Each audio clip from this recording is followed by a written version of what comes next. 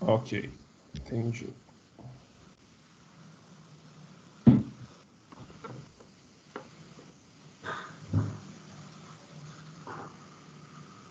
Beleza. Bom dia, pessoal, bom dia a todos. Sou o Arthur, aqui da Secretaria da Fazenda, Coordenadoria de Planejamento. A gente convidou, teve essa ideia de preparar um webinar sobre regionalização do orçamento, no âmbito das conversas do compromisso 5 do Plano de Ação em Governo Aberto, com participação tanto de colegas aqui da Prefeitura, quanto colegas da sociedade civil que participam dessa rede, né, dessa rede de governo aberto, do plano de ação. E aí surgiu essa ideia do webinar e inicialmente seria algo mais focado para o pessoal das CAFs, do orçamento, e acabou expandindo também para uma visão mais geral da regionalização e muito no sentido de dar sentido a essa ideia de regionalização, muito além de uma diretriz a ser seguida pelas unidades, diretrizes da fazenda que devem ser obedecidas de maneira automática, né? A ideia é dar um pouco mais do sentido por que existe essa questão da regionalização, e tem várias razões. Temos aqui 3 colegas da sociedade civil, o Alexis também do governo, então eu já vou abrir a palavra aqui para os debatedores, né? Cada debatedor vai ter 15 minutos para fazer a sua fala inicial. Durante as apresentações, acho que todo mundo está no mudo aqui, né? É que às vezes passa um cachorro, passa uma moto, né? Mas eu não vou nem ativar essa função, mas se começar a ter uns ruídos de moto no fundo, cachorro, aí eu ativo o mudo de todo mundo. E aí vai ter a fala de 15 minutos, e aí no final vamos tentar abrir o microfone, né? Tem que ver a questão do tempo, como é que vai ser. Mas de toda maneira, envie as questões e comentários por escrito no chat também, que eu vou estar monitorando também. Todo mundo vai estar vendo o chat aqui também. Acho que funciona bem. Depois a gente abre para um debate no tempo que der. Tá bom? Primeiro eu vou convidar a Mariana Almeida, que ela é doutora em economia, economista, formada em RI, já foi coordenadora de planejamento, né, o cargo que eu estou hoje, e deixou uma marca bem duradoura na prefeitura, assim, não são poucas as pessoas que falam, Maria Almeida, alguma iniciativa em que a Mariana Almeida esteve envolvida, assim. Ela trabalhou em 2015, até 2015, você estava em Oplan, e assim, ainda as pessoas comentam, assim, das obras, né, da obra da Mariana Almeida aqui e também foi chefe de gabinete na Secretaria da Saúde, né? Atualmente ela é da Fundação Tid Setúbal e professora do INSPER. Vou passar a palavra para a Mari, então. Obrigada, Arthur. Obrigada pela introdução carinhosa aí. É legal a gente ouvir isso do trabalho. Certamente a prefeitura me ensinou muito, esse cargo também ensinou muito, aí acho que é uma troca, a gente aprende junto aí. Deixa eu ver se eu consigo compartilhar direitinho aqui. Peraí, a tela.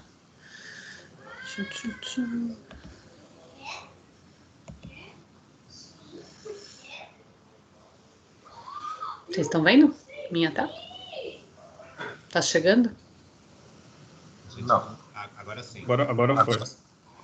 Tá indo, né? Lentamente, mas ele chega. Bom, enquanto a apresentação vai entrando, que uma hora ela vai entrar. Aí, entrou. Então, obrigada, muito feliz de estar aqui hoje. Bom dia, né, para todos e todas que estão aqui se dispondo a mais um webinar ou mais uma live, né? A gente está sendo inundado de lives, então cada vez que eu participo de uma agora, eu falo, gente, que bom que vocês ainda estão com força para mais uma e para a gente poder debater esse assunto, que é um assunto difícil, né, de ser discutido. É um assunto que a gente fala pouco e que, na nossa opinião institucional e na minha também pessoal, é de extrema importância, que é a questão da regionalização do orçamento, né? Só para localizar um pouquinho, então, eu hoje estou aqui também representando a Fundação Tid Setúbal. A Fundação, ela é uma organização familiar, né, uma fundação familiar, que nasceu há 15 anos, trabalhando especificamente num território aqui da cidade de São Paulo, que é em São Miguel Paulista, tinha como missão fazer o desenvolvimento de São Miguel, mas depois de 10 anos atuando especificamente na periferia de São Paulo, a Fundação percebeu que essa questão do que ela via em São Miguel, da ação que ela fazia lá, era algo comum em diversos territórios, e ela se mobilizou muito em pensar como apoiar diferentes territórios a pensar a superação das desigualdades, né? Como é que eu trabalho com essas periferias, que em São Paulo a gente usa muito a palavra periferia, mas a gente pode, né, essa desigualdade socioespacial, essa desigualdade entre centros e periferias em geral, como é que a gente pode desenvolver estratégias para resolver ou para apoiar a resolução dessa questão em diversos lugares. E aí a gente mudou a missão há uns 4 anos e começou a atuar focando no que o terceiro setor pode ajudar no desenvolvimento de soluções para a redução das desigualdades, em particular na questão territorial. E aí isso então, tem muito a ver com o debate aqui, acho que eu vou trazer aos poucos essa ação que a gente está fazendo. Bom, as desigualdades socioespaciais, elas são... A cidade de São Paulo é muito marcada por isso, né? A gente enxerga de diferentes maneiras, eu vou trazer alguns exemplos, mas uma das coisas importantes sobre a desigualdade dentro do território é que ela não é uma desigualdade de um único aspecto, né? Na verdade, a grande questão que marca esses territórios é que o vetor território acaba sendo um agente que aprofunda as diferenças. Os áudios abertos. Aí, desculpa. Então, o território, a gente fala muito das desigualdades de maneira geral, porque elas se aplicam, né? Existem desigualdades no campo educacional, desigualdade no campo da renda, desigualdade no campo da saúde, acesso à saúde. Tem várias dinâmicas de desigualdade. O que a gente traz aqui, a gente estuda muito na Fundação, é de que maneira que o território, o fato dessas desigualdades se encontrarem em um determinado espaço, acaba gerando uma dinâmica de aprofundamento dessas múltiplas desigualdades e uma dificuldade de agir sobre elas de uma maneira setorial e separada, porque ela é multidimensional.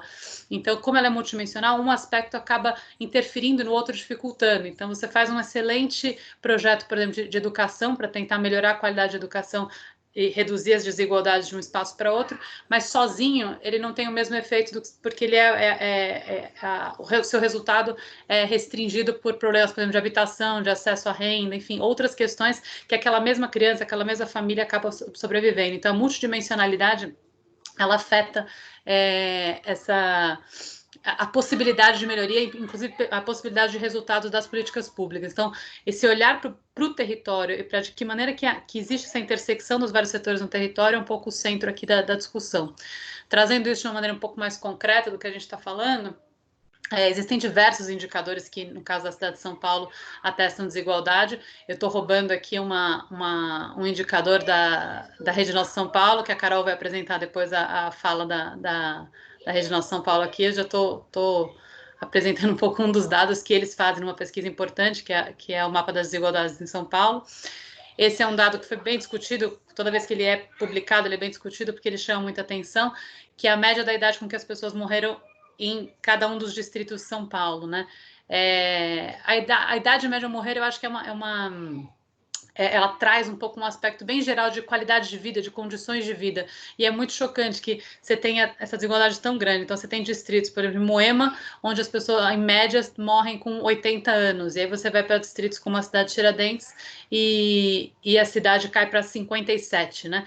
Esse indicador foi bem utilizado, mas é só para trazer aqui para vocês, para falar, esse é um indicador multidimensional, né? Quer dizer, no limite é a vida, essas diversas outras desigualdades atuam, interferem de modo que as pessoas, por nascerem e viverem em determinado lugar, acabam vivendo menos. Esse é um aspecto forte que a gente traz aqui.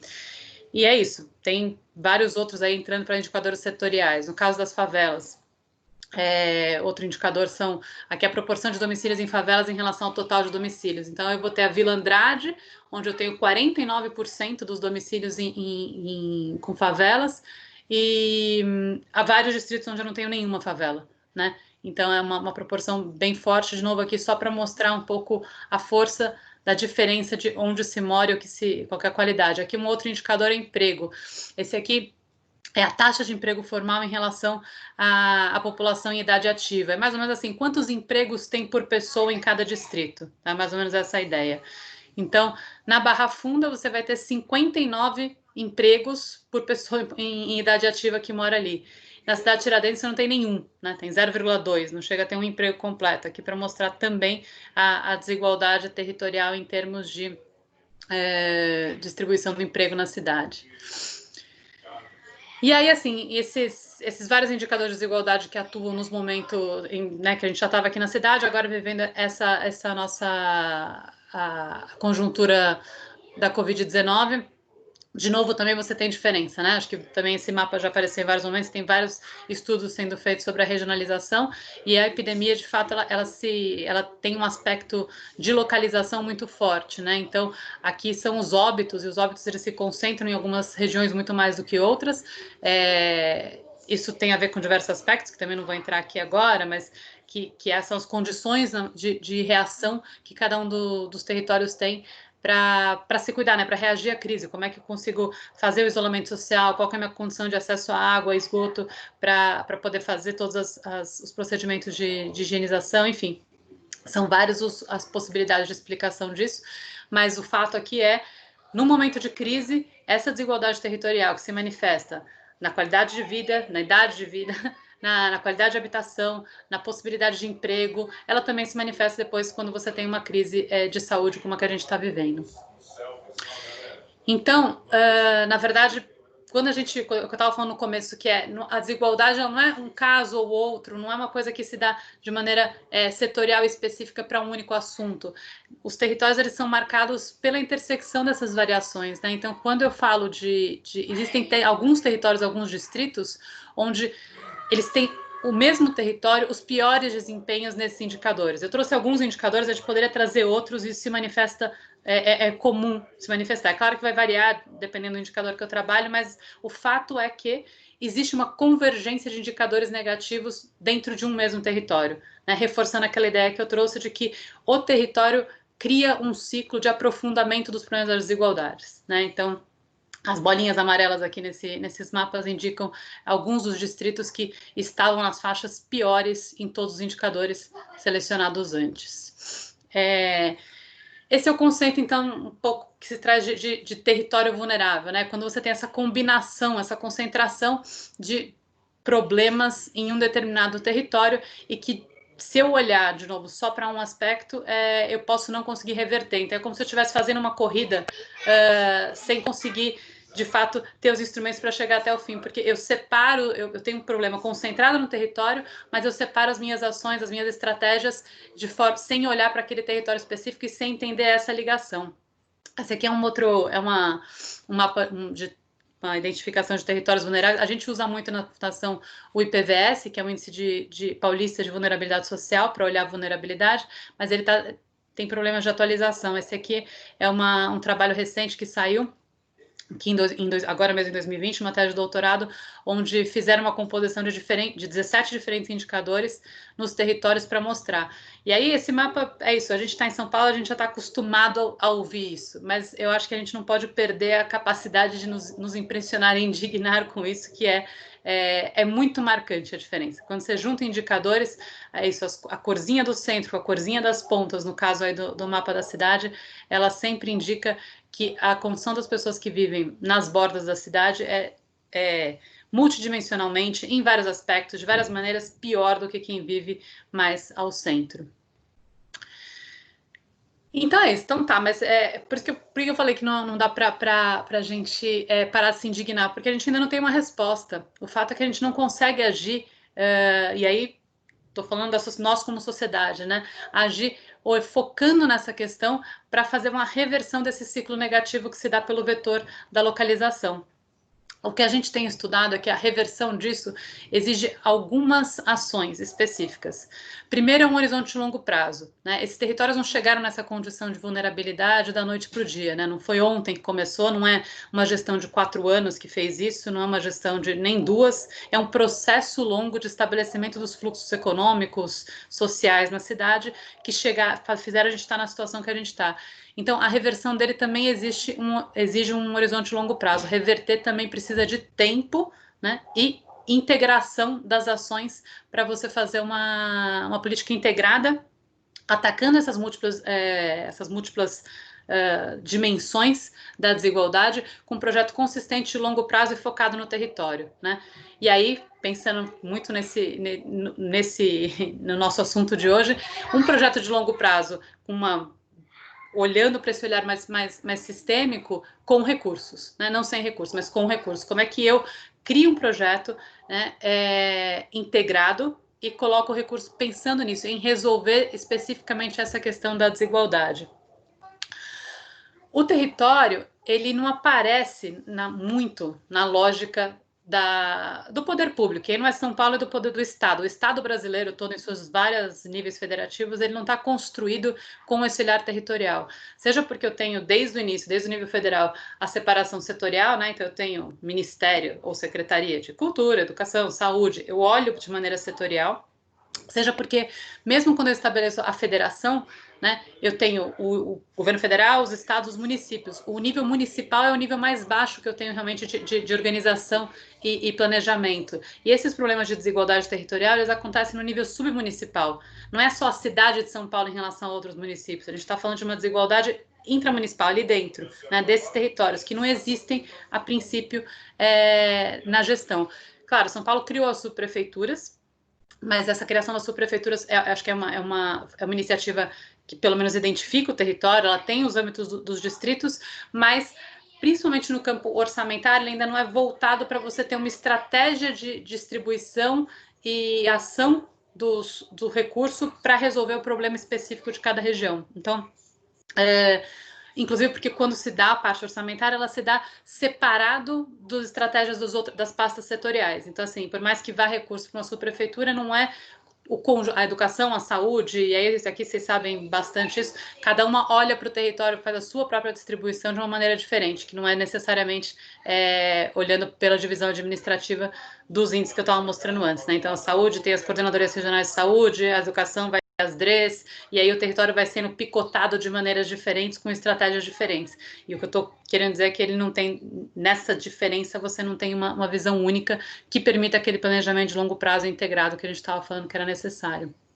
Então, quando a gente olha para os mapas, né, fala, bom, dado que não está olhando para o território, mas será que a gente não está acertando, pelo menos? Porque tudo bem, cada um faz o seu jeito, mas pode ser que a gente esteja fazendo alguma coisa que está respondendo também, porque todo mundo sabe onde mais precisa, né? Toda secretaria tem um olhar cuidadoso e tal, só que, na verdade, não tanto, né? Esse aqui são dois mapinhas. De um lado, eu estou repetindo aquele mapa dos territórios vulneráveis, de outro, é o orçamento per capita das subprefeituras, tá? Então, a gente não tem o orçamento regionalizado por subprefeitura de todas as pastas, por isso estamos aqui, para discutir a importância disso.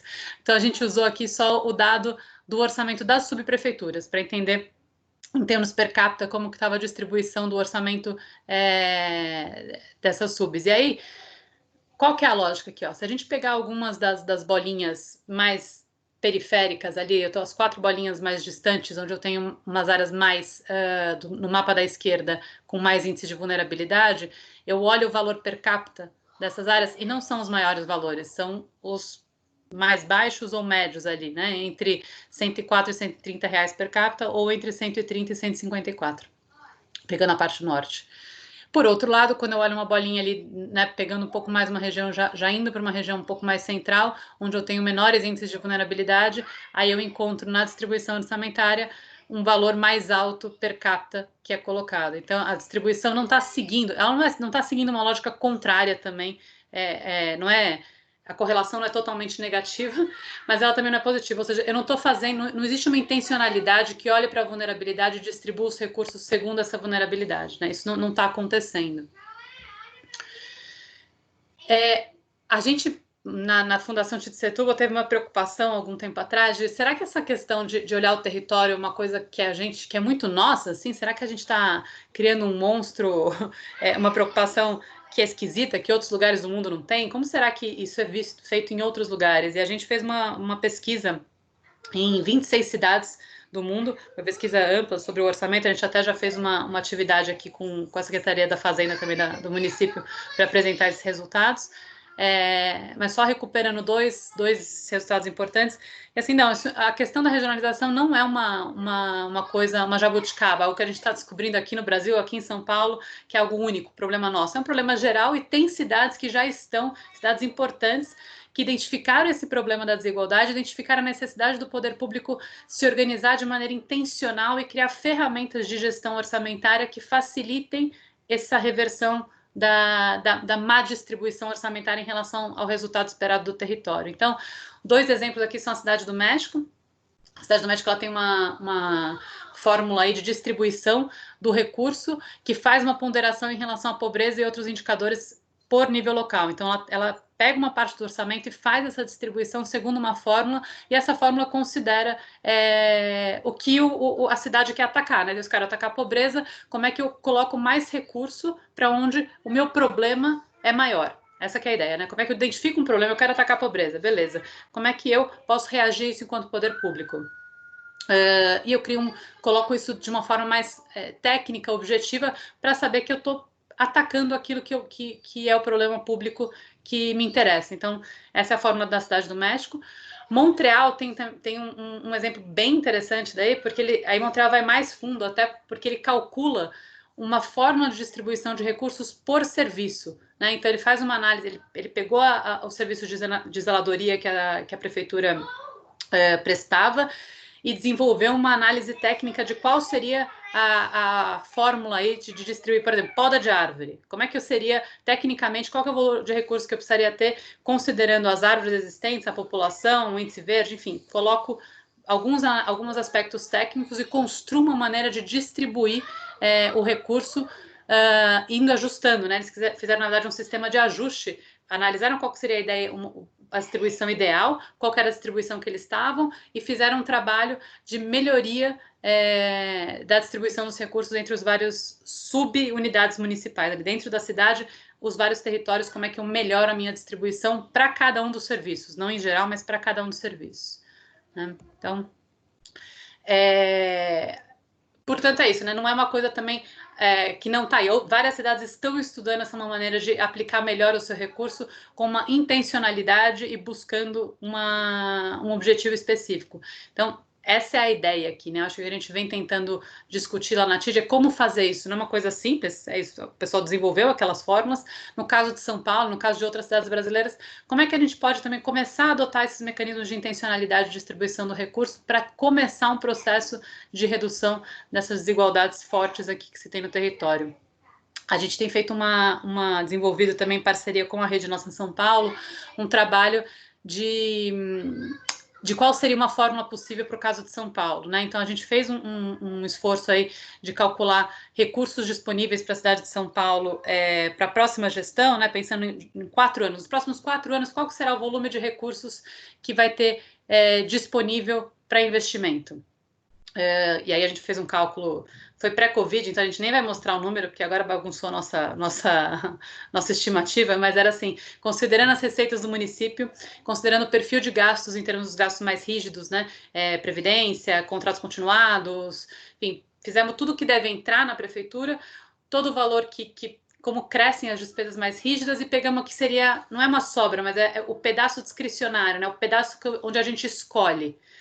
Separar esse pedaço da escolha e aí aplicar para o pedaço que você escolhe como distribuir uma lógica de redução de desigualdade territorial. A lógica que a gente desenhou foi essa daqui. Não precisam ser esses indicadores, mas a gente quis escolher alguns para usar de explicação, que é um componente demográfico, ou seja, a gente pegou todas as subprefeituras e analisou a população e a área delas. Depois a gente pegou todas as subprefeituras e identificou como que era percentual de população vivendo em alta vulnerabilidade, que é a vulnerabilidade 5 e 6, e consideramos o nível de homicídios também nessas subprefeituras, pensando que homicídio é uma proxy, aí, uma ideia de bem-estar, e os componentes de infraestrutura. Então, quanto percentual de habitação precária, acesso a esgoto e o tempo de deslocamento, aí, origem e destino, considerando a pesquisa do metrô. A gente pegou, só para explicar, a gente pegou essas variáveis aqui, colocou a localização de cada subprefeitura em termos deles e criou um índice para distribuir aquele recurso que eu falei que seria o recurso da sobra, tá? como o nosso recurso de sobra está um pouco quebrado em função da pandemia, eu trouxe um exemplo usando aqui, se eu tivesse 1 bilhão, suponhamos que a próxima gestão tenha 1 bilhão para distribuir, para escolher de recursos na cidade. Com um índice desse tipo, você poderia organizar e ver, bom, o 1 bilhão, se ele fosse para a subprefeitura que está pior localizada naqueles índices, seria a subprefeitura do Mboimirim. Então, do 1 bilhão, eu teria que gastar 89 milhões no Mboimirim, 87 milhões na Capela do Socorro, né? E por aí vai. Então, eu faço um ranking prévio de distribuição do recurso, considerando aquilo que eu quero resolver, né? E aí, esse mapinha mostra um pouco como ficaria a distribuição dos recursos per capita usando um índice desse tipo. O que eu acho que é interessante no índice? É que uma vez que se a gente fizer essa distribuição e o recurso for usado para atacar os problemas, numa segunda rodada, aquela subprefeitura já está melhor, né? Ela não vai estar tão ruim no índice. Então, se agora o Mboimirim está em cima, como ele recebe mais investimentos, né, numa próxima análise, se os investimentos são bem feitos e atingem os problemas, ela deve estar em outra localização e uma subprefeitura que recebeu menos investimento e com isso o problema ficou mais agudo, ela sobe. Então é um tipo de vinculação territorial dinâmica, né? Uma vinculação que ela não é estática, ela é dinâmica e associada ao problema que você quer resolver. Eu dei uma corridinha agora aqui no final, porque eu percebi que eu não estava contando o tempo e acho que eu falei demais. Então, a ideia aqui, então, assim, regionalizar, ela pode servir para melhorar, de fato, a gestão aqui orçamentária. Você pode ter uma intencionalidade. Se a gente identifica que o problema das desigualdades dentro da cidade é um problema profundo e que não se resolve de maneira setorial, como é que a gente olha para isso e provoca, inclusive, os setores, por meio de um estímulo aqui, inclusive, de distribuição orçamentária, para que os setores olhem para os territórios e pensem de maneira integrada sobre eles. Eu acho que é essa provocação que a gente tem trazido e que tem sido uma jornada, não é uma coisa que acontece da noite para o dia, por isso que a gente está aqui nessa conversa já há algum tempo aí com a Secretaria da Fazenda e feliz de poder contribuir na medida do possível para a gente seguir nessa discussão e nessa implementação de formas mais eficientes de tornar a cidade mais justa. É isso, desculpem aí se eu falei demais. Obrigado, Mari. Apresentação muito esclarecedora, muito interessante. Já vou passar para a próxima debatedora, que eu vou chamar Maria Domingues. Ela é pesquisadora do Centro de Conhecimento Anticorrupção da Transparência Internacional Brasil, bacharel em Comunicação Social, mestre em Comunicação Política e pesquisadora do Instituto Nacional de Ciência e Tecnologia em Democracia Digital. Então, Maria, eu passo a palavra para você. Obrigado. Olá, pessoal. Bom dia a todas e todos. Vocês me ouvem bem? Tá tranquilo? Ouvimos bem. Beleza. Então, vamos lá. É um prazer estar aqui com uma mesa de debatedores tão qualificados, qualificadas. Vou começar a compartilhar uma apresentação com vocês.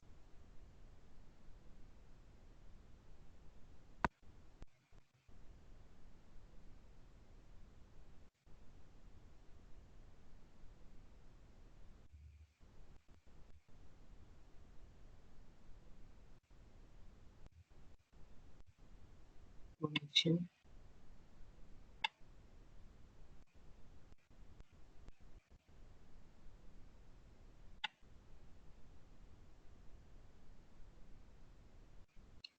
Apareceu, mas sumiu.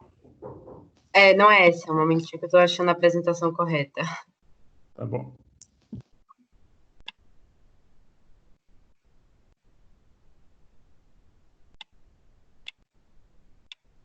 Vocês conseguem ver agora?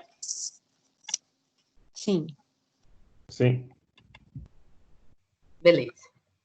Então, vamos lá.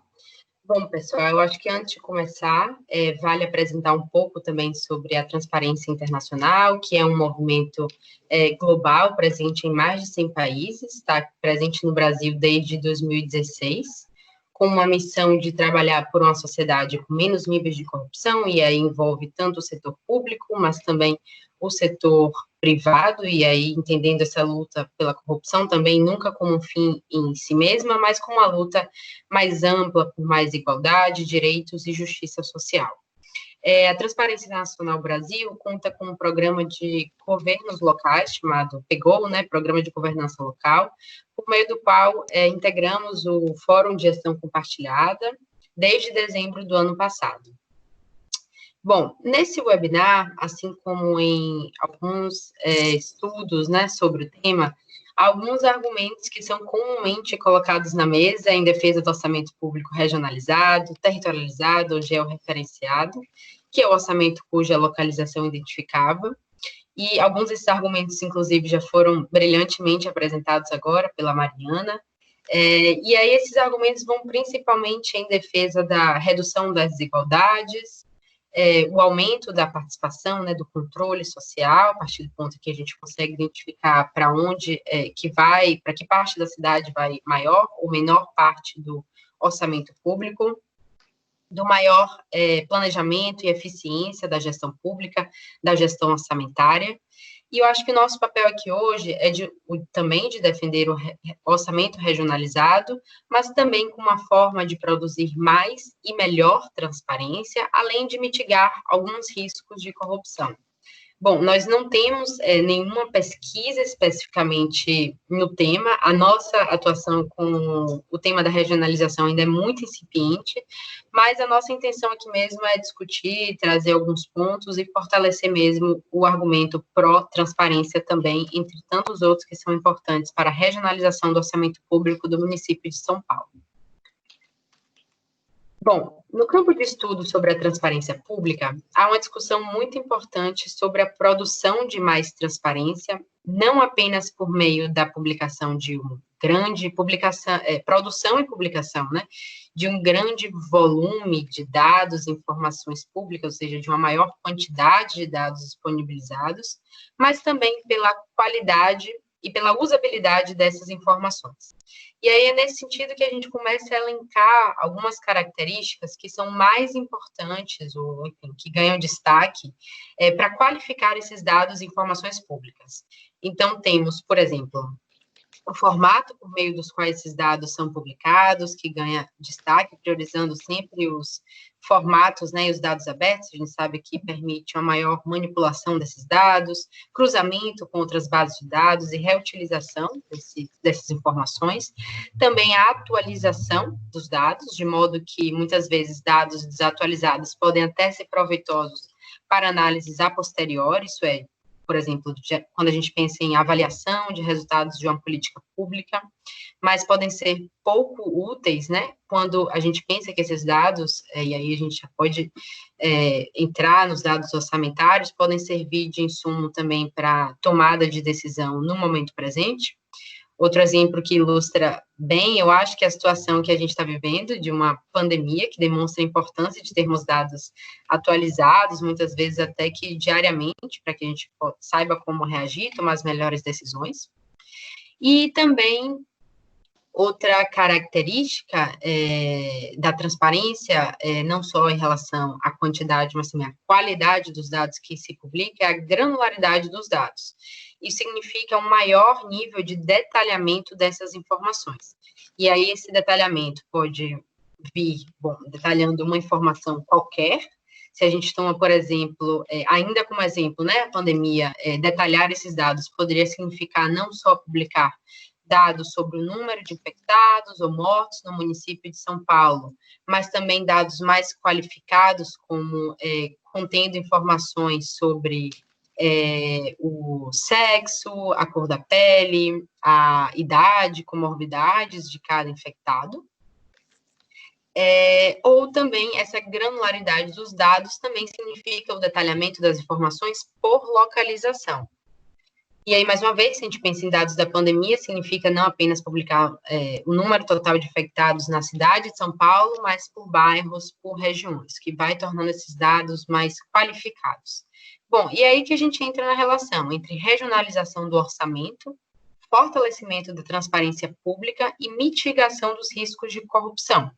O dado orçamentário regionalizado é um dado detalhado, qualificado e extremamente relevante, não só para a compreensão da destinação desse orçamento público, né, para onde que vai, quanto que vai para cada região, mas também é essencial para que se existam possibilidades de participação e controle social do orçamento público, para que existam projetos como orçamentos participativos, como já existem em diversas cidades, sempre focando ou dividindo as discussões, né, entendendo, dividindo as discussões e priorizando o orçamento por regiões, entendendo sempre a transparência como uma etapa a priori, né? Então, tomar conhecimento desses dados é uma condicionante para que se possa exercer a participação e a deliberação.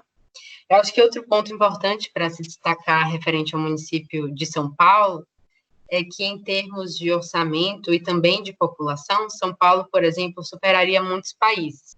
Então, São Paulo não ter o seu orçamento territorializado seria o equivalente a países como a Bélgica, por exemplo, não disponibilizar como vai gastar ou até como já gastou, né, seu orçamento por regiões, cidades, enfim, estados do país.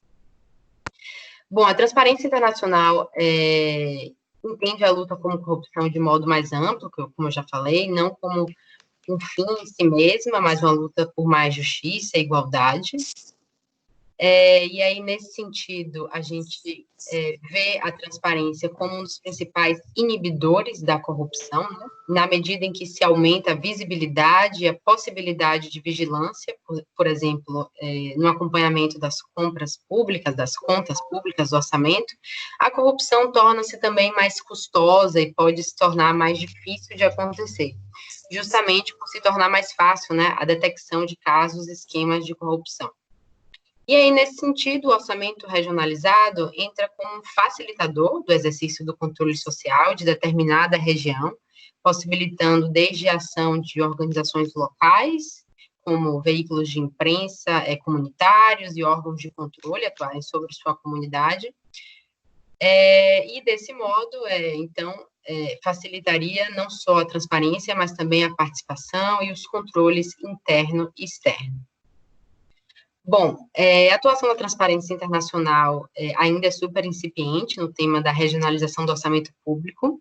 Recentemente, tocamos um projeto que avalia o nível de transparência que é dado às contratações emergenciais voltadas para o combate à Covid-19 nos estados e capitais brasileiras. A gente sabe que, nesse contexto emergencial, governos de todos os níveis, municipal, estadual e federal, têm comprado muito mais rápido e com menos controles, muitas vezes com esquemas de pregões abreviados, né, modalidades mais simplificadas de licitações ou por dispensas de licitação.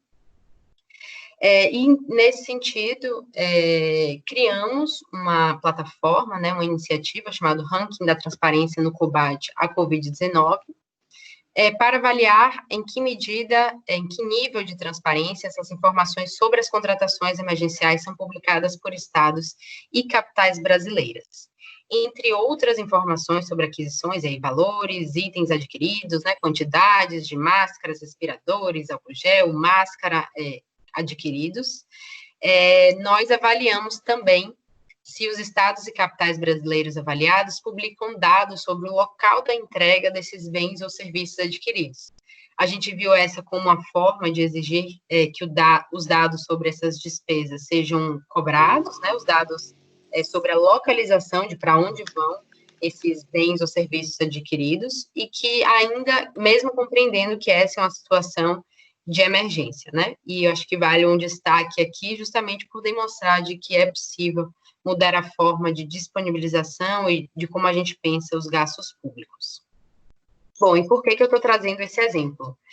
Eu acho que vale destacar que tivemos um retorno positivo do município de São Paulo, já que em nossa primeira avaliação, em maio, já que esse ranking é atualizado mensalmente, então tivemos 2 edições já, de maio e de junho. Em maio, não encontramos, então não havia dados sobre o local de entrega dessas contratações pelo município de São Paulo. Já a partir de junho, na nossa última edição do ranking, os endereços, hospitais, equipamentos públicos para onde são destinadas essas aquisições passaram a ser divulgados, sim. E eu acho que vale também dar uma noção de panorama do Brasil hoje. Entre pelo menos as 26 capitais avaliadas no nosso primeiro ranking de maio, apenas 2 capitais divulgavam os locais de entrega dessas compras e aquisições públicas para o combate à Covid-19, Maceió e Curitiba. Já em junho, na ocasião do nosso segundo ranking, esse número subiu para 10 capitais brasileiras que já disponibilizam esses gastos territorializados, né? Então, 10 pode parecer um número pequeno, já que temos 26, mas é um número significativo se a gente pensa que o orçamento, a territorialização, né, dos gastos, compras públicas, ainda é um desafio. Aqui são alguns exemplos de como essas informações são disponibilizadas. Peguei o exemplo da própria Prefeitura de São Paulo e de Manaus.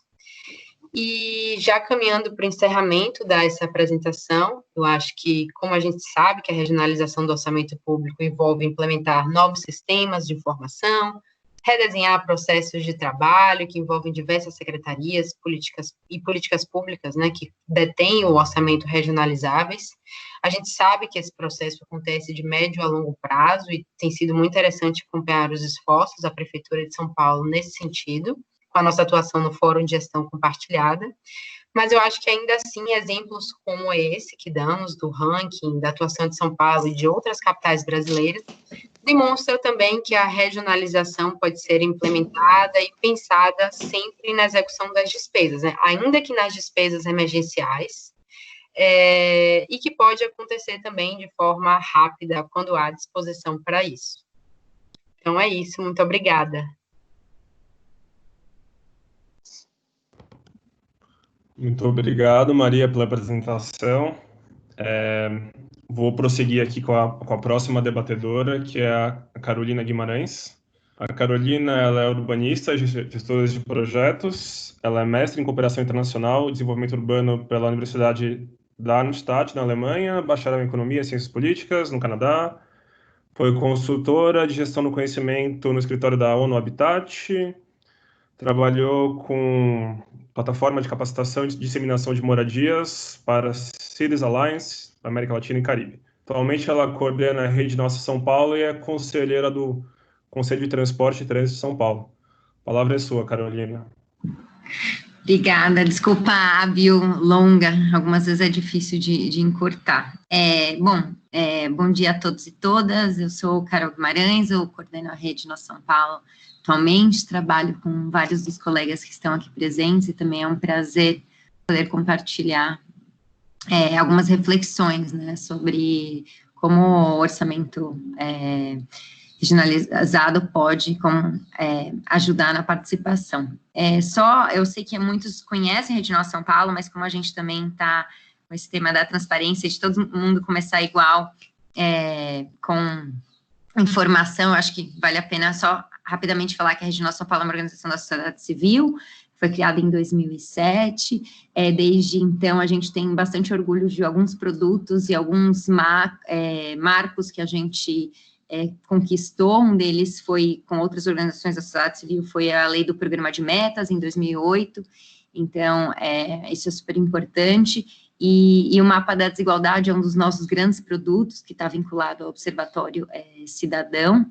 A Mari falou que roubou o mapa, mas a gente não considera roubo, não, a gente fica super feliz que cada vez mais organizações da sociedade civil possam utilizar isso. A ideia realmente é empoderar o cidadão desses dados, dessas desigualdades, para que isso vire consciência e ação, né, seja não só há 4 anos, mas também através de outros espaços de participação. E também a gente acompanha algumas políticas públicas super importantes e fazemos pesquisa de percepção. Eu acho que um grande avanço, né, a Mari estava mostrando alguns, como a gente não pensa, né, o investimento não pensa nessas desigualdades territoriais. Eu acho que um avanço, e eu acho que o Alexi está aqui para comprovar isso, que a gente fica muito orgulhoso, é o nosso mapa da desigualdade de 2017, e os territórios educadores, a partir do Plano Municipal da Primeira Infância, tem esse enfoque, né, em realmente abordar os territórios mais vulneráveis a partir dos dados do mapa da desigualdade, que são dados oficiais das diversas secretarias. Então, eu acho que isso é um grande avanço e a ideia também é que isso continue para os orçamentos também. Eu acho que antes de eu entrar um pouquinho outros temas mais específicos, eu acho que vale a pena a gente falar da nossa pesquisa de qualidade de vida que saiu esse ano e foi a campo no ano passado, em dezembro. Essa pesquisa de qualidade de vida a gente faz todo ano e realmente fala sobre as percepções, experiências dos paulistanos, né, na cidade. E o que é bastante interessante ver é que os paulistanos, eles têm orgulho da cidade deles, 82% têm um pouco ou muito orgulho, mas, ao mesmo tempo, eles estariam dispostos a ir embora de São Paulo. Então, a gente vê como São Paulo tem muito a oferecer, mas muitas pessoas não conseguem realmente materializar essa possibilidade das oportunidades que São Paulo tem. Então, acho que isso é importante, porque começa a entrar também como que a gente está distribuindo essas políticas públicas, onde a gente está distribuindo isso, e tem a ver com orçamento e território também. Outro tema o que os paulistanos menos gostam eles apontam, né, violência, criminalidade, trânsito e injustiça e desigualdade. Só que, apesar do injustiça e desigualdade aparecerem no quarto, eu acho que violência, criminalidade e trânsito também são problemas de políticas públicas, problemas de investimentos centralizados em alguns espaços mais do que outros, não levando em consideração que há territórios que precisam de mais investimento que outros. Então, você tem temas de faltas de política que levam à violência, levam à criminalidade, levam o trânsito no sentido de diferença de emprego formal, emprego informal em diversos partes do território. Então, acho que isso é interessante. Quando a gente fala da Câmara Municipal e Prefeitura, a confiança é baixa. Aparece empresas públicas como o metrô e a SP Trans, como os paulistanos tendo mais confiança do que a Prefeitura e Câmara. Então, eu acho que assim, você começa a ver esse vínculo distante, né? E as pessoas tendo cada vez mais, a gente sabe que a gente está vivendo um momento que as pessoas, elas têm uma certa negatividade, uma conotação difícil com a política, a gente está vivendo uma polarização de narrativas, então eu acho que isso mostra a nossa pesquisa, e aparece como igreja que contribui mais para a qualidade de vida das pessoas. Então, e quando a gente fala de participação, 57% da população não participa da vida pública. Eu acho que isso é um grande desafio, bem complexo, e a gente tem que mudar isso. Então, Câmara é ainda pior, 91% não participam. E aí eu acho que a Mari trouxe um tema que eu acho que é bastante interessante, que é esse tema de que as desigualdades, elas são históricas, elas são estruturantes, assim, mas isso os paulistanos, quando perguntados, né, quais são as características importantes para um prefeito e um vereador terem, uma prefeita e um vereador terem para governar, para fazer a gestão dessa cidade, conhecer os problemas da cidade e ter uma visão. Então, conhecer os problemas da cidade e fazer por onde. Então, eu acho que a gente está aqui para falar o como, né, e o orçamento regionalizado é um como. E aí, também trazendo um pouco, né, do contexto que a gente está vivendo, da pandemia, eu acho que ficaram muito claro, ficou evidenciado, escancarado, o tema das desigualdades multidimensionais. A gente também fez um trabalho com uma transparência, com a relação transparência-Covid, a gente fez um trabalho mostrando, né, como as mortes, não o número de incidências, mas as mortes, elas têm cor e endereço, infelizmente, e não é uma variável, né, não é só, tipo, a porcentagem de domicílios em favela, a porcentagem de domicílios em favela com emprego informal, com o desafio de ter acesso à água. Então, quando você está falando que uma medida que é muito triste, né, uma medida ficar em casa e lavar as mãos acaba sendo um luxo para muitas pessoas. Então, acho que isso ficou muito evidente. Eu acho que o papel da sociedade civil ficou muito evidente para chegar na ponta, para as pessoas realmente escalarem as soluções. Eu acho que o Cidade Solidária não teria sido tão exitoso com isso. Eu acho que a gente ainda tem grandes desafios de influências políticas, territórios, vereadores, e isso ainda é um desafio na cidade de São Paulo. E eu acho que também um desafio dos diferentes dados, né, diferentes bases de dados, que isso foi bastante complexo também na pandemia. Eu trago essas reflexões porque eu acho que todo mundo sabe que a cidade é desigual, eu acho que muitas pessoas entendem o ônus dessa desigualdade, apesar de muitas vezes a gente não calcular, né, essas externalidades negativas, existe um ônus, seja porque tem uma pessoa dormindo debaixo aqui do seu prédio, ou seja pela violência, seja por vários temas. A nossa pesquisa agora também, especial Covid, mostrou que 87% da população acredita que São Paulo deve investir na redução da desigualdade. E eu acho que, assim, quando você faz uma pergunta como essa, ninguém fala, não vamos investir na redução das desigualdades. Eu acho que todo mundo incomoda pobreza e miséria. Mas eu acho que a gente tem que pensar nesse como e trazer esse como, e eu acho que um grande como é a regionalização do orçamento. Eu acho que você tem, óbvio, quando você fala de desigualdade, você tem diversas propostas em diversos níveis, né?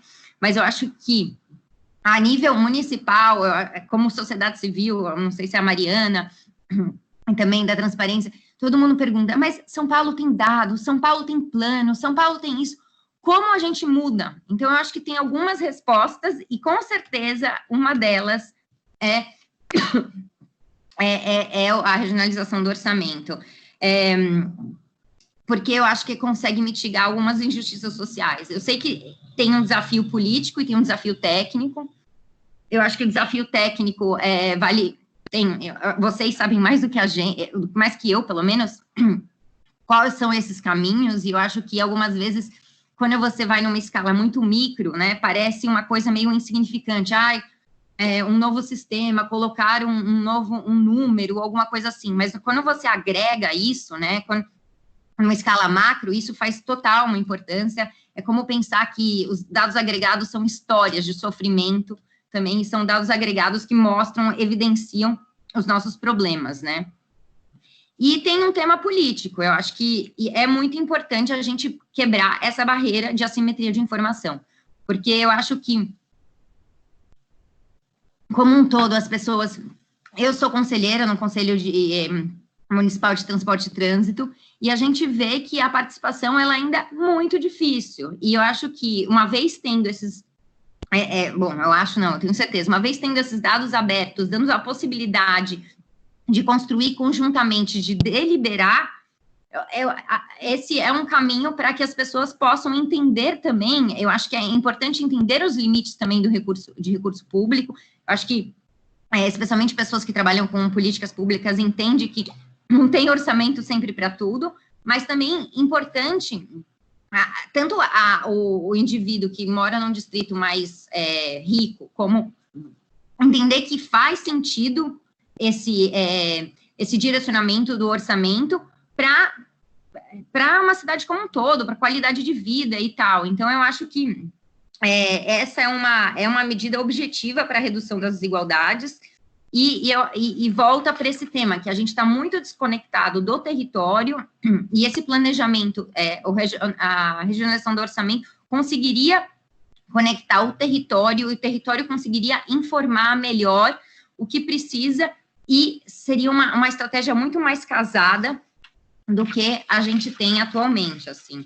Então, eu não sei quanto tempo eu tenho ainda, mas só reforçando que especialização... 4 minutos, tá? Quantos? 4 minutos. Ah, tá, obrigada.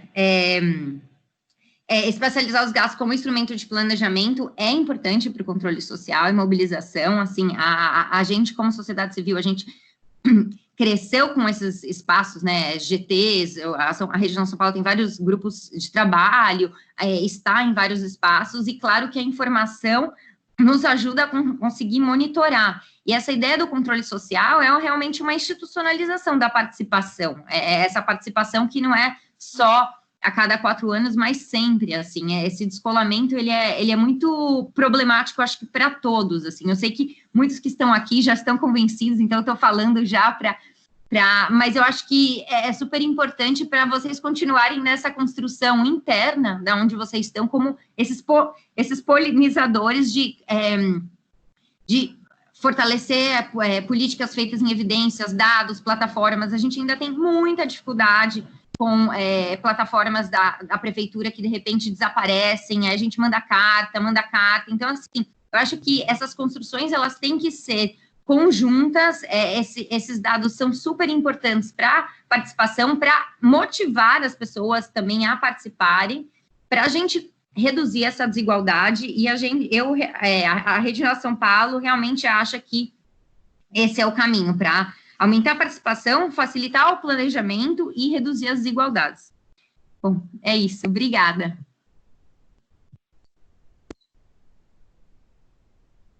Obrigado, Carolina. Agora eu vou fazer a fala da Fazenda. Vou tentar compartilhar aqui minha tela. Vamos ver. Que esse aqui. Eita. Apareceu?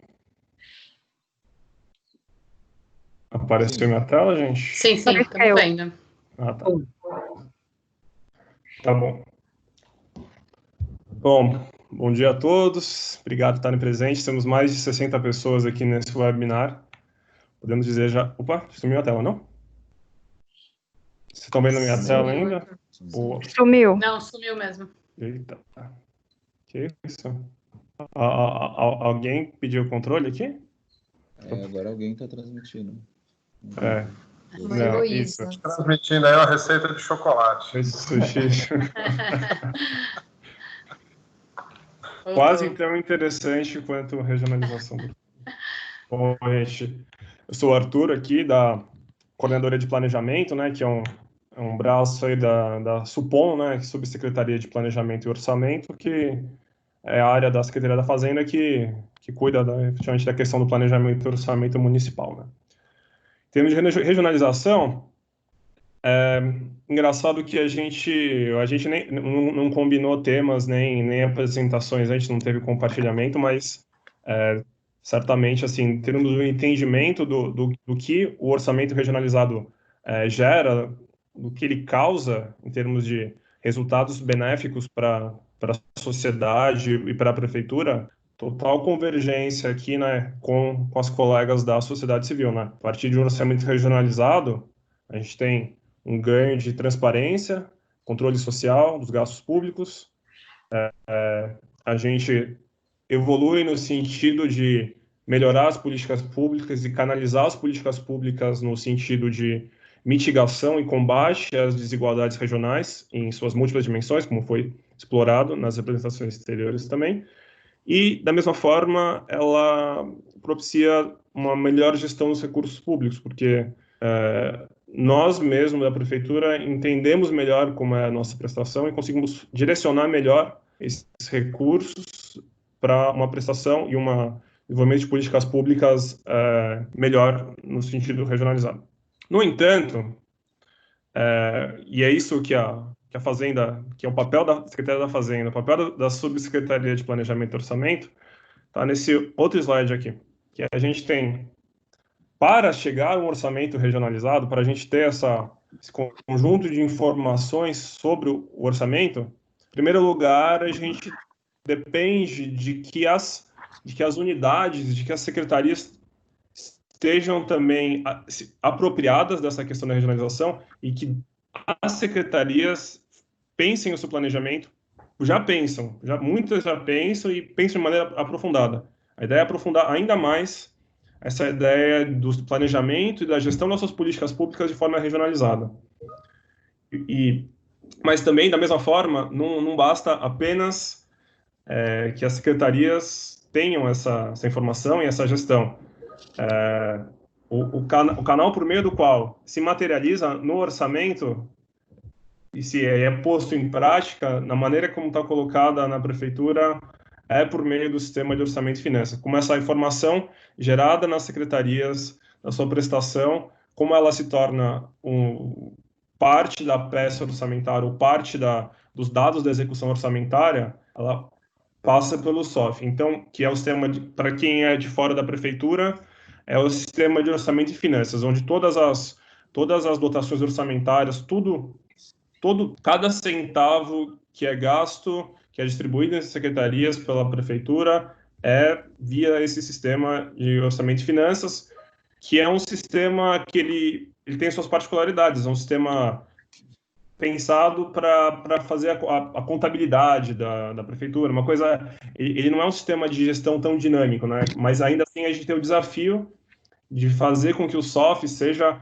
uma ferramenta em que a gente possa colocar essa informação regionalizada de forma dinâmica, de forma rápida, e a gente vem para que a gente tenha, no final agora, eu juntei esses dois diagramas, né, de causalidade aí, que efetivamente o orçamento regionalizado gera esses resultados benéficos, os efeitos, que retroalimentam uma melhor ainda, uma gestão e planejamento, e você tem esse ciclo aí em que a informação regionalizada melhora a qualidade tanto da prestação pública quanto do conhecimento da sociedade e também das políticas públicas com foco em desigualdades regionais e melhor gestão dos recursos, né? Os próximos slides, eles são direcionados mais para o pessoal da prefeitura, vai ser uma conversa um pouco mais prática, né? Mas aproveitando que os colegas das coordenações de orçamento e finanças foram convidados para esse webinar, eu vou apresentar de maneira breve a maneira como as atualizações que estamos propondo para a proposta orçamentária já de 2021 e para a execução orçamentária do ano que vem, para já ir adiantando para vocês. Mas todo esse material também vai ser enviado de forma detalhada no manual, o qual vou referenciar no final, tá? Então, o pessoal da sociedade civil que não é da prefeitura, fique à vontade para entender um pouco como funciona, mas nesse momento é um papo um pouco mais prático, especial, então o pessoal de CAFES e Orçamento de Finanças prestem atenção bastante nesse momento, tá? Como a gente tem o DA hoje, o detalhamento da ação é esse código que a gente atrela aí tanto ao planejamento quanto à execução orçamentária para nos dizer aí a questão de dimensão regionalizada. Tem toda uma história do DA, não vou entrar nela agora, como ele está hoje, né? Esse código, né? Você coloca o identificador equipamento público, região, subprefeitura e distrito, e esse código final aqui, ele é gerado automaticamente, né? O que estamos propondo para 2021? Que esses 3 primeiros códigos, eles sejam apenas um indicador da despesa ser regionalizável ou não regionalizável, ou seja, aqueles 3 primeiros códigos, eles vão ter não vai ser necessário indicar o tipo de equipamento público, como SEI, UBS, EMEI. Por que isso? A ideia é a seguinte, eu vou passar o próximo slide aqui. A ideia é ter uma redução da complexidade no DA, o DA ser 100% focado em regionalização, o que acontecia muito nos últimos exercícios, né?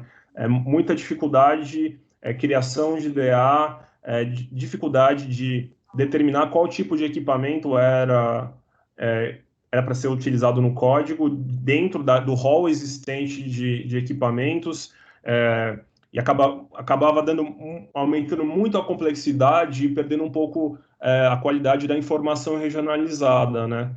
E essa informação de equipamento, ela pode ser recuperada por outros itens da dotação, como a ação orçamentária. Então, ela acabava sendo uma informação que, para 99% das vezes, ela acabava sendo um pouco redundante, esses 3 primeiros dígitos do DA, e perdendo um pouco o foco na regionalização. Então, assim, agora o foco é 100% na regionalização. Vou passar aqui a próximo slide para aprofundar esse ponto, né? Na proposta orçamentária, agora, todas as unidades já receberam a planilha da Peloa para fazer o pré-preenchimento antes do SOF.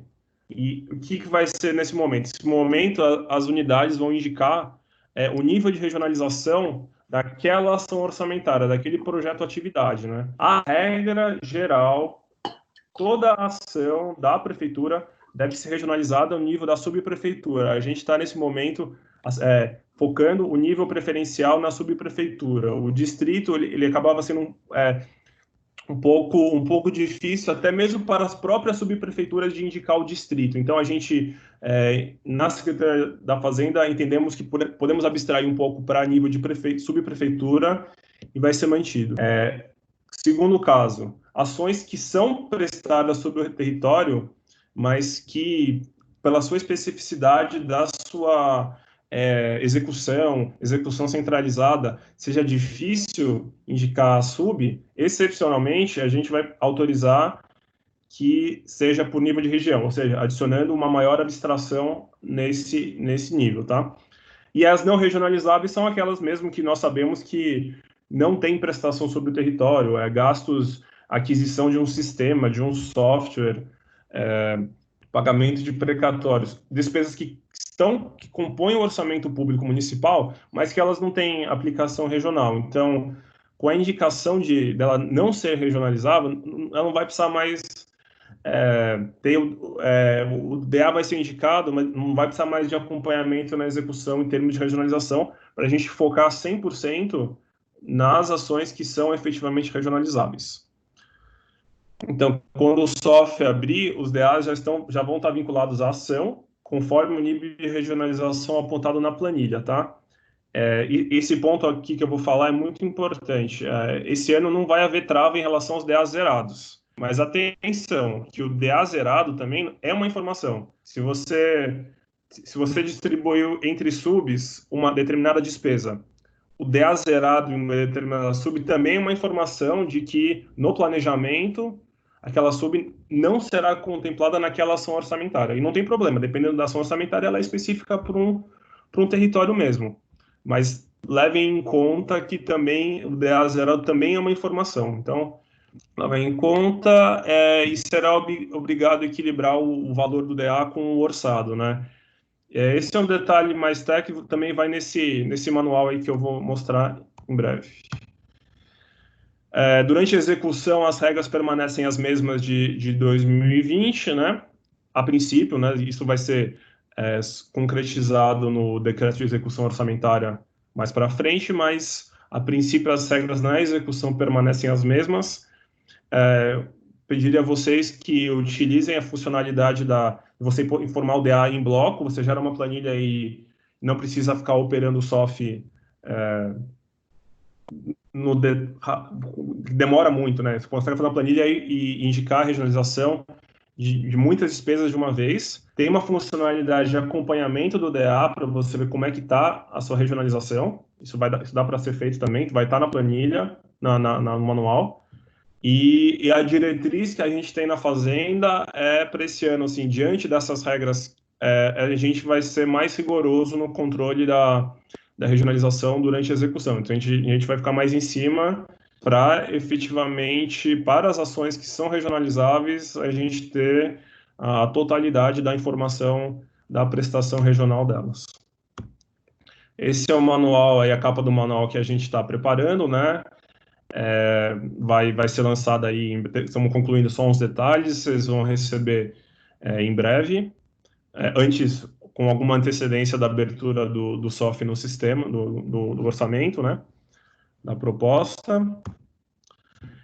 Então é isso, foi uma conversa um pouco mais prática, mas foi importante nos valermos do fato de os colegas de CAFES também estarem presentes aqui nesse nosso webinar, né? Opa!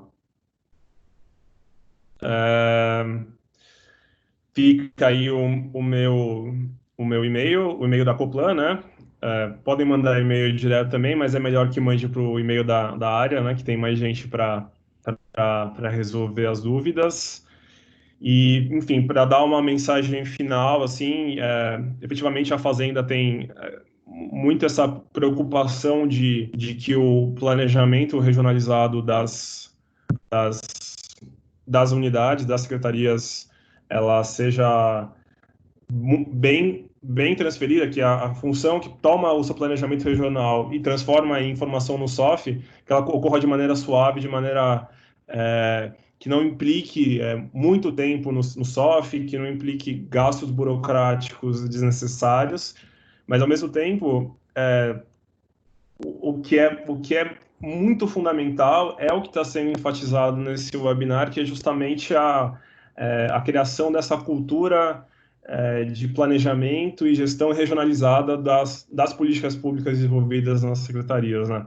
Secretaria de Saúde, Educação, Secretaria de Assistência, todas têm uma projeção sobre o território que que aprofundem seu planejamento e gestão territorial das políticas públicas, e a Fazenda vai trabalhar o máximo que der para que isso seja claro, rápido, e também, uma vez que essa informação esteja bem consolidada no SOF, também, com certeza, devolver para a sociedade, né, esse dado organizado, transparência, pelos canais de transparência da prefeitura, pelo portal da transparência, pelo GeoSampa, pela API do SOF, que é um sistema de você coletar os dados do SOF aberto para a sociedade civil também.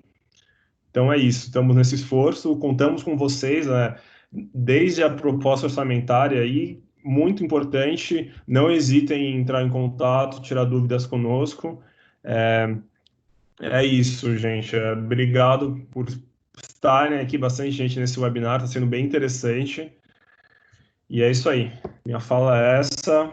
Depois, quiserem já ir colocando perguntas também para cada um de nós no chat. Eu vou passar agora a palavra para o Alexis, que é o secretário executivo de Gestão em Projetos Estratégicos aqui da Secretaria de Governo, né, que inclusive é a área que cuida do programa de metas, área central do programa de metas. O Alex é doutor em Direito Constitucional e ele é professor afastado do mestrado profissional em Gestão em Políticas Públicas da Fundação Getúlio Vargas. Então, vou passar a palavra aqui para o Alexis. Acertei certinho o tempo aqui. Alexis, por favor, obrigado. Oi, gente, bom dia a todos. Eu quero começar parabenizando aí, pessoal, debate de altíssimo nível, pessoal super qualificado, e acho que a lógica ficou muito boa, porque mostra como que está hoje, a importância de regionalizar, e depois chega no aspecto prático. O que a gente precisa fazer de fato aqui para conseguir essa regionalização? E essa lógica que o Arthur pôs aí, que é assim, para a gente poder planejar o orçamento regionalizado, a gente vai precisar desse registro. A verdade é essa. Quando a gente vai planejar, eu vou dar um exemplo aqui do planejamento, e já citando aí a questão do programa de metas, né, que ele tem por obrigação que ser regionalizado. E a dificuldade que a gente tem, às vezes, de regionalizar algumas metas, porque você não tem o dado histórico do gasto naquela despesa regionalizado. Então, quanto que eu vou gastar de recap em cada região, quanto eu vou gastar de tapa-buraco em cada região, e você fala, bom, isso aqui vai ser por demanda, não sei, mas se eu tiver o histórico, historicamente essa região gasta tanto, essa aqui gasta tanto, você está aí com isso, você cruza com o número de solicitações, aí você consegue ter consistência num planejamento regionalizado. Então, é a partir dessas mudanças aí que o Arthur mostrou no SOF, que vai dar uma capacidade da gente planejar cada vez melhor, de forma regionalizada. Então, uma coisa é eu ter a informação posterior, né, o registro, quanto que eu tenho investido, quanto que eu tenho gasto em cada região, e outra coisa é quando eu vou fazer o meu planejamento, fazer o planejamento de forma regionalizada. E sem eu ter o registro, eu não consigo um planejamento tão adequado de forma regionalizada. Tenho que cruzar essas duas coisas para fazer um planejamento mais consistente. Eu acho importante falar sobre regionalização aí, que é uma pauta que vem se desenvolvendo durante muito tempo. Está aí a Mariana, que já esteve aqui na prefeitura trabalhando nisso aí já há tempos atrás. É uma pauta que vem avançando desde muito tempo. E acho que ganha um novo fôlego aí com o Plano de Ação em Governo Aberto, que põe todo esse pessoal que está aqui, super qualificado, debatendo esse assunto. Esse é um dos compromissos que a Secretaria da Fazenda assume, de melhorar aí a regionalização, participação na elaboração do orçamento. E então ele ganha um novo fôlego nesse período. E aí eu vou entrar já num comentário que a Mariana fez, sobre como os vários instrumentos de planejamento, como casar. A gente fez um decreto agora, bem recente, é o 59574, agora de 2020. O nosso esforço foi exatamente em casar esses processos de planejamento e participação. Por quê? A elaboração da LOA exige audiências públicas. antes de mandar para a Câmara, e depois que a Câmara está lá, ela também faz outras. E regionalizadas as nossas. O PPA exige audiência pública. O plano de ação das subprefeituras, que está sendo feito pela primeira vez, também exige audiências públicas. O programa de metas também exige audiências públicas. E cada uma dessas colhe a opinião da população e faz a devolutiva, e eles são feitos de forma independentes. Então, você tem momentos de planejamento diferentes, em que você ouve a população de cada região da cidade, e essas coisas não convergem. Pode ser que numa audiência pública eu colhe uma coisa, na outra eu colho outra, na outra eu colho outra, e essas coisas não estão convergentes na proposta que o município faz, que apresenta para a população. Então, esse decreto buscou duas coisas: convergir esses diversos instrumentos de planejamento, que são regionalizados, quer dizer, em que o processo de participação deles é regionalizado, para que a população construa uma proposta que seja, de fato, levada em consideração nos diversos instrumentos de planejamento que eu citei aqui alguns, e que também o processo de elaboração dessas propostas seja mais consistente, não seja só ir lá, ficar, cada um pega o microfone, fala o que quer e você não constrói nada a partir dali. A gente criou também, junto aí com a Secretaria da Fazenda especialmente, mas com outras secretarias também, um processo de elaboração de propostas, um processo de decisão coletiva. Então, formam-se grupos, discute, volta aqui, faz ali, de forma que cada passa pelo conselho participativo, volta para a priorização, de forma que você faça poucas propostas com legitimidade e consistência dentro de cada subprefeitura. Então, a gente aposta que esse decreto vai trazer um grande ganho para o planejamento e também para a regionalização do nosso planejamento. A análise que a Mariana apresentou aí de regionalização do orçamento, é muito bom a gente poder ver isso, enxergar e se debruçar sobre esse assunto, mas eu faria só uma observação. Dado que os nossos registros não são tão avançados, o nosso planejamento não é tão avançado quanto a gente gostaria de forma regional, na hora que a gente pega ali, não necessariamente aquilo espelha uma realidade. Tem coisas que são feitos gastos de uma forma centralizada, mas que a execução da política, do serviço é nos territórios, evidente. E aí você não está com esse gasto regionalizado. Então, eu faço um gasto aqui de uma forma central, ele não vai aparecer que aquele gasto foi feito lá em Cidade Tiradentes, ou no Sapopemba. Então, ele teria, assim, um parêntese aí para fazer nessa análise, que ela não chega no valor real que é gasto naquela região. Mas que acho que, inclusive isso que o Arthur apresentou aí, essa estratégia e também o que eu falei dos audiências, a gente tende a cada vez mais deixar mais consistente esse tipo de levantamento, permitindo aí avanços significativos. A Maria falou aí da questão do Covid, né? Se a gente já tem um esforço grande aí de novos sistemas e processos para regionalizar, para fazer um planejamento melhor, mais regionalizado, para ter registros melhores, mais regionalizados. No caso do Covid, pandemia, isso fica ainda mais sensível. Fico feliz de ver que a Prefeitura de São Paulo está bem colocada. Teve um esforço nosso aqui em fazer uma página só para divulgar as questões do Covid, tanto as ações que estão sendo feitas, como os gastos que estão sendo realizados, as contratações. É um período de exceção, a gente tem que chegar a um ponto de equilíbrio entre deixar o gestor público fazer um atendimento emergencial, urgente, e que demanda contratações substantivas, em especial se falando da cidade de São Paulo, mas que ele precisa de velocidade, senão não adianta mais fazer depois, chegar o respirador agora, que já seria uma situação totalmente diferente se a gente tivesse chegado da época que ele chegou, abrir o hospital de campanha e tudo mais. Quando a gente precisa de respostas rápidas, a gente precisa flexibilizar as normas de contratação. Mas a gente tem o dever de dar transparência a isso. E dar transparência a isso implica em novos sistemas e processos. Então, é um trabalho muito difícil, mas que fico feliz aí que a Prefeitura de São Paulo está conseguindo demonstrar isso de uma forma satisfatória, ao menos, diante do tamanho do esforço que é essa situação. Fica ainda, durante a pandemia, um esforço maior ainda.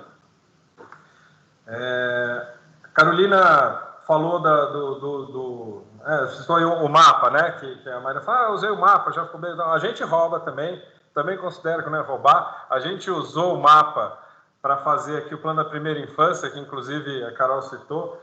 A primeira infância tem um exemplo bacana para falar disso, porque lida com políticas universais, saúde, educação, mas tem uma demanda, uma exigência legal até por atender as crianças mais vulneráveis. E aí a escolha que a gente fez foi de territorializar, foi de regionalizar. Então vamos escolher os territórios mais vulneráveis para concentrar investimentos e serviços nesses, para tentar fazer um impacto maior nessas regiões que mais precisam. E com isso, priorizar a vulnerabilidade, priorizar o combate à vulnerabilidade e o combate à desigualdade na nossa cidade, que é tão marcada pela desigualdade, né? Acho que a Mariana pôs alguns indicadores ali e tem vários outros que demonstram isso. O mapa da desigualdade é rico nisso. A gente que primeiro lidou bastante com mortalidade infantil. A desigualdade é abissal. A desigualdade no território da cidade de São Paulo é muito grande.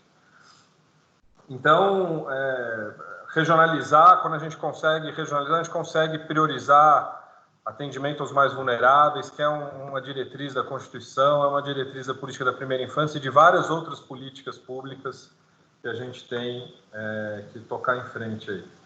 Acho que também a Carolina, como cita ali, que a igreja é que mais contribui para a qualidade de vida, acho que isso está diretamente ligado à baixa participação das pessoas, à imagem ruim que a política tem, em especial hoje em dia. Acho que é uma coisa que vem se degradando nas últimas décadas.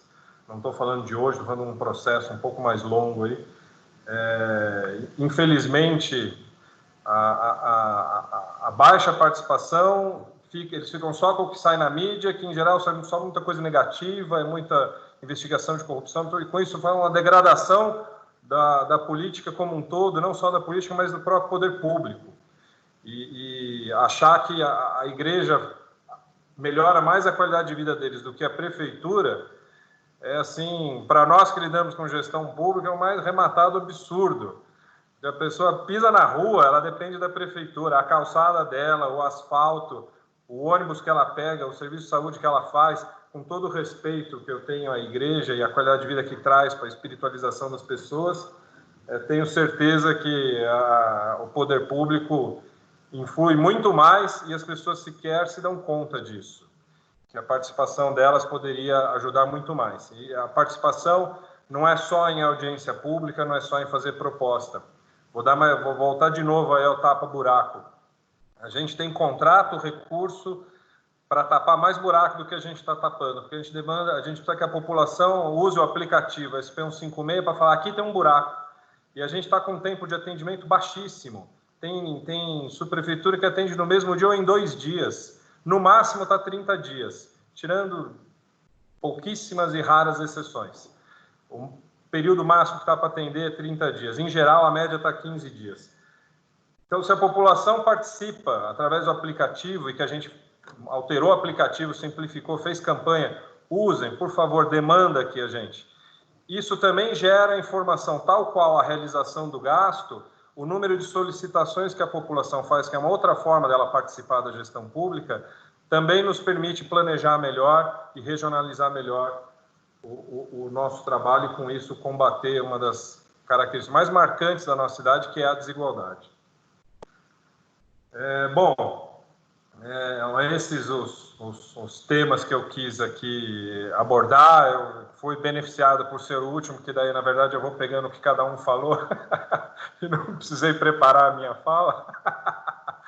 Mas eu quero realmente parabenizar o debate, acho que foi excelente, altíssimo nível, as pessoas de altíssimo nível, o debate de altíssimo nível, e que traz de uma situação complexa, com a visão aí acadêmica, estudada, para o ponto aqui concreto. Como que a gente vai fazer isso? Como é pôr a bola no chão aqui e fazer o jogo? E aí, acho que teve essa lógica, esse debate. começa a importância de regionalizar, o impacto que isso tem, a diferença que isso traz, a desigualdade da nossa cidade que precisa ser combatida, encarada, e aí mostra como que o pessoal que está aqui participando desse webinar, que trabalha em todas as secretarias, nas CAFs, estamos aí com mais de 60 pessoas aqui, como que eles vão ajudar a gente a dar esse passo? É sabendo registrar bem a despesa pública, é a Fazenda melhorando os mecanismos aí de controle e registro, para que a gente possa melhorar o nosso planejamento e a regionalização do orçamento e do planejamento como um todo. Então, aqui a gente acaba participando bastante disso, né, Arthur? Porque a gente, por estar aqui, está o programa de metas, está o governo aberto, e tem alguns programas que demandam regionalização, como citei o Primeira Infância e o Redenção. Então, a gente está bem antenado e conectado aí com a Fazenda nesse esforço, e com a sociedade civil que tem ajudado a gente aí no Fórum de Gestão Compartilhada. Esse evento aqui é do Fórum de Gestão Compartilhada. O Governo Aberto, que é outra pauta aqui que está aqui com a gente na Secretaria Executiva, e é por isso que a gente está acompanhando aqui, envolvido nisso, na execução e no planejamento. Obrigado, gente. Obrigado por participar desse debate. Obrigado, Alexis. Eu realmente compartilho do seu entendimento aí em relação a essa sinergia entre as secretarias. Eu acho que ela realmente vem... Secretarias e sociedade civil, ela realmente vem para melhorar muito a qualidade do nosso serviço, dar o feedback em relação aos trabalhos que a gente está fazendo e dar perspectivas diferentes, né, em relação a isso. Bom, acho que temos alguns minutinhos, né? Seria interessante se alguns dos espectadores quiser fazer alguma contribuição rápida, uma manifestação, uma opinião, uma crítica, enfim, se alguém quiser, informa no chat ou, enfim, pode... Alguém gostaria de falar um pouquinho, abrir espaço?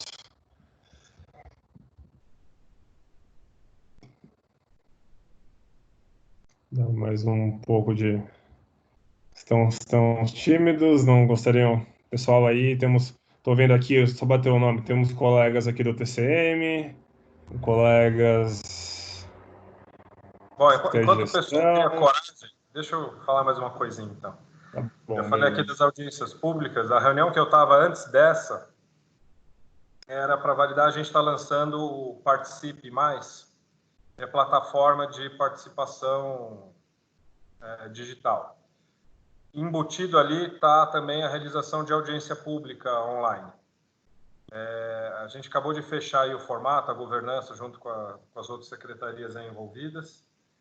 E já agora, neste mês, a Fazenda já está usando o Participe para fazer o PILOA, o projeto de lei orçamentária, colocando as propostas em votação, cada subprefeitura, por subprefeitura, fazendo votação, priorização através dessa plataforma, uma plataforma internacional criada em Madrid, usada em várias outras cidades do mundo. A gente incorporou aqui em São Paulo, fez as adaptações. Ainda tem mais módulos, mais coisas para pôr em prática, mas a gente já está com ela no ar e vamos pôr no ar agora. Fizemos os testes semana passada e a reunião de bater o martelo agora pela manhã, a audiência pública digital. Com isso, a gente vai avançando em processos de participação, não só ampliando, porque a pessoa não precisa estar disponível aí fisicamente na subprefeitura naquele dia, ela pode participar da casa dela pelo computador, mas também qualificando o processo decisório e de priorização das propostas, de forma que seja cada vez mais consistente essa participação. Acho que é um passo importante, vinculado ao decreto que eu citei, então por isso que eu quis aqui também resgatar essa decisão, que foi algo bem fresco, saindo do forno agora. Arthur, já que eu fui a primeira... Tá me ouvindo? Você está vendo? Posso só falar uma coisinha? Tô sim, pode falar. Não, só para comentar, acho que o Alexis trouxe a questão do mapa, de ser só da subprefeitura, de não estar regionalizado. Essa observação é importante para reforçar, mas é isso mesmo, assim, a gente trouxe só o da sub reconhecendo a limitação disso, né, de que não indica exatamente a despesa que a prefeitura faz em cada subprefeitura, porque depende mesmo desse esforço imenso. Eu queria também aproveitar para parabenizar, assim, eu acho que quem já passou pela prefeitura sabe a dificuldade que é você fazer o ajuste técnico também disso, né?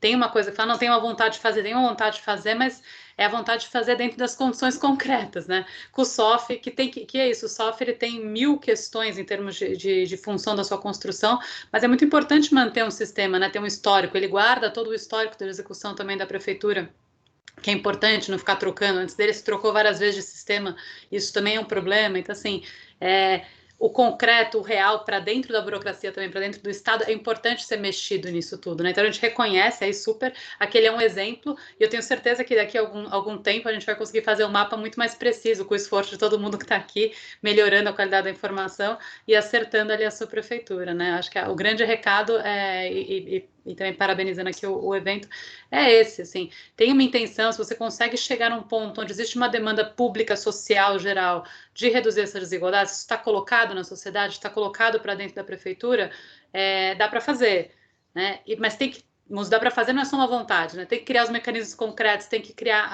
a forma, as ferramentas, ferramenta de gestão. Às vezes você entra na prefeitura, tá ali, você quer fazer um negócio, mas a máquina não te dá toda a ideia de como fazer, né? Como é que eu faço isso? Então, o índice é uma provocação, acho que o DA é outra provocação, todos os indicadores feitos de forma regionalizada, que a Carol traz também são provocações, são coisas que a gente vai criando sinergia, sociedade civil e poder público para ir melhorando a partir do momento que essa demanda está posta, né? Que essa intenção está colocada. E aí, só deixar também, já aproveitando meio fala final, assim, de deixar aí a nossa intenção de continuar colaborando. A gente sabe que é um esforço coletivo, contínuo, que não é do dia para a noite. E, enfim, então esperamos estar juntos e poder contribuir nesse esforço. Estou ansiosa para ver a execução de 2021 aí, como é que ela vai ficar. Tenho certeza que vão ser dados bem legais que vão ser trazidos para a gente continuar trabalhando junto, sociedade civil, governo, uma melhora aí do uso dos recursos e, por fim, das condições de vida da população nos vários lugares. Deixa esse recado. O Pedro da Fundação está aqui. Eu tenho um problema que eu tenho uma outra reunião bem agora, assim, Arthur. Então, se vocês me permitirem, eu posso fazer uma coisa bem feia de sair aqui da reunião. Qualquer dúvida sobre a apresentação. Depois você pode pegar o vídeo, a gente vai mandar o link. Se quiser ver o final do debate aí, fica à vontade. Mas tudo bem, Mari. Imagina, muito obrigado aí por Mil desculpas mesmo. E trazer toda a sua experiência e conhecimento nessa área que é muito, muito importante para a gente. Não, vocês estão todos de parabéns aí, gente. Bem legal. Obrigadíssima e é isso. Beleza, obrigado. Recebi algumas perguntas aqui. O Marcos, da FECAP, ele está perguntando sobre os esforços de divulgação do Participe Mais. Realmente, né, a gente está em contato direto aí com as assessorias de comunicação, secretária de comunicação, já houve divulgação em redes sociais, mas eu não estou diretamente envolvido com essa divulgação, não sei se o Alex tem mais informações, mas a gente está usando os canais de que a prefeitura disponibiliza, né? Contato com a imprensa também, eu gostaria que também, se aparecesse no SP1, quem sabe seria uma boa, né? Enfim, mas eu acho que também a gente pode... Eu deixei o link aqui, podemos compartilhar nas nossas redes também, aumentar essa visibilidade, né? Quer complementar, Alex? A gente tem limitações por ser ano eleitoral quanto à publicidade, tem uma autorização aí até excepcional para fazer mais publicidade por conta da pandemia, usando, né, a publicidade como instrumento de comunicação e orientação da população quanto aos serviços e cuidados, mas temos limitações orçamentárias de fazer campanhas este ano e de fazer ampla divulgação de serviços, tal. Então, é uma campanha, infelizmente, por ser agora um pouco mais tímida, mas estamos colocando nas redes sociais, divulgando na página. Quem puder ajudar nessa divulgação, quanto mais a gente conseguir amplificar aí o uso do Participe, melhor. Atualmente, como eu falei, acabou de ser lançado, estamos com o PILOA, Projeto de Lei Orçamentária. Daqui a pouco vai começar a ter audiência. Em agosto está previsto aí algumas reuniões de conselhos que também tem que ser públicas. Então, estamos começando, estamos engatinhando, mas estamos com ele já em marcha aí agora. E quanto mais puder ajudar a gente a divulgar, melhor. Tá certo. Obrigado. A Carolina perguntou assim, se a gente vislumbra qual seria a porcentagem do orçamento descentralizado até 2024, né? Olha, a nossa meta é tudo que seja regionalizado já para o ano que vem, assim, se vamos cumprir, não, mas nossa meta é do que é regionalizável, do que não é abstrato, centralizado, TI, é 100%. A nossa ideia é isso. Ao nível, preferencialmente de subprefeitura, não sendo possível pela característica mesmo da execução, ao menos ao nível de região. Essa é a nossa meta, né? Eu acho que, se não alcançaremos na execução até 2021, mas de 2024 acho que é até um horizonte até confortável, né? Nosso propósito é, antes disso, ter o que ser regionalizado, o que é regionalizável, que seja indicado qual região é. A Paula perguntou aqui da cultura, deixa eu ver. Gostaria de saber como enfrentar a dificuldade que muitos gastam realizados pela dotação centralizada para vários equipamentos, né? Então, esse é um dos grandes desafios, né? O que a gente diria, assim, essa ação orçamentária, ela vai ser uma ação regionalizada, né? Essa ação, ainda que ela saia do órgão central, ela é uma ação de caráter regionalizável. Então, na gestão da própria secretaria, essa informação vai ser dada no planejamento. Eu sei que mais ou menos 70% está na Zona Leste, enfim, muito planejamento tem um caráter mais estimativo mesmo, né? E no momento da execução, em geral, você vai ter uma nota de liquidação associada a um equipamento ou algum credor, né?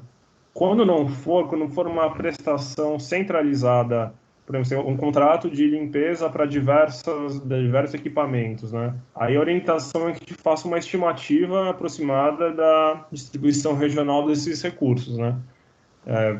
Porque ela está sendo, o contrato ele está centralizado, mas a prestação é descentralizada. Esse realmente é o grande desafio, né? A ideia é que as unidades, ao desenvolver, aprofundar essa cultura de regionalização da sua gestão e planejamento, que consigam fazer essa ponderação no sistema. Mas certamente é o caso mais problemático mesmo, né? De contratos centralizados com prestação regionalizada. Mas a diretriz é essa, né? Fazer uma estimativa a partir da própria gestão territorializada do gasto. O Marcos aqui, reforçando a questão da divulgação. Obrigado. A Vânia, colega de SF, agradecendo aqui pelo webinar.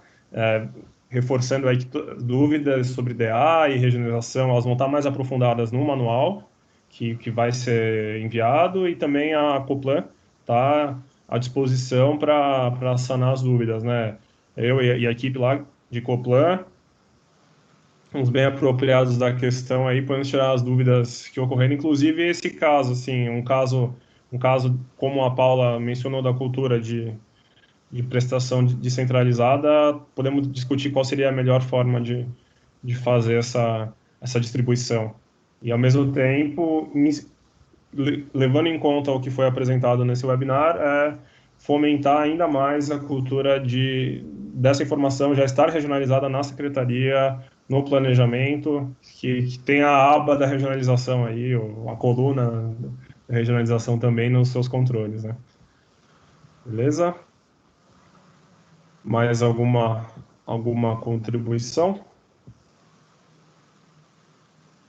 Bom, então é isso. Acho que vamos encaminhando para o encerramento aqui do evento. Foi muito bom, eu gostei muito da interação das falas das colegas e do colega, muito, muito esclarecedoras. Eu vou ver como fazemos para ter acesso ao link. Eu acho que o Teams vai gerar um link aqui e eu encaminho para o e-mail de vocês, quem se inscreveu, quem foi convidado pelo Outlook, né? Se alguém não tiver nessa lista de e-mails, aí pode mandar um e-mail para a Coplan que a gente manda o link da gravação também.